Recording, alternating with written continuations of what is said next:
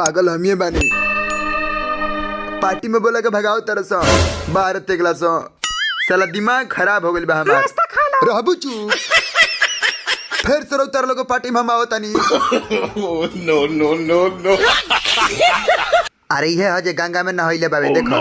अटे ये बबुआ हटे का हो त बबुआ गंगा नहाए के वजह बता सकत रह तू। तो चाचा तारा के का बताई बहुत सारा गलती हो गइल रह। इहे गलती के मिटावे खातिर गंगा में बबुआ हवा मत उड़ा बताओ गलती कौन भई रहल।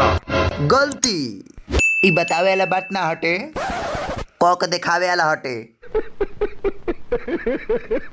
का हो ना चाहिए देखो ना कोई नहीं खत्म हो गइल बा। अरे काहे झूठ बोलता रे। नो नो नो नो। सुबह रही देखो तनी की चुराए खात ले। एराला हो लेकिन सुबह सब खइने खा गई नहीं हो समझ ला। चल भाग ना सड़ी। गलती कैले बिया कि नहीं कैले इनसे ये पूछा जाए कि ये गंगा नहाई है।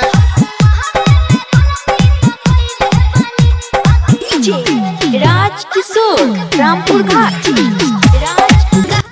और नहीं बताती है तो एक लाठी उठाइए और लाठी का मार मारिए। ओ भाई मारो मुझे मारो। तो भाई लोग तार लोग अगर थोड़ा सा भी वीडियो पसंद आए तो वीडियो को लाइक कर दो। आज चैनल पर नया बार तो ऐसा भोजपुरी में कॉमेडी देखाती हमारे चैनल के सब्सक्राइब कर लो। आ वीडियो को शेयर कर भाई लोग मत भूलिए।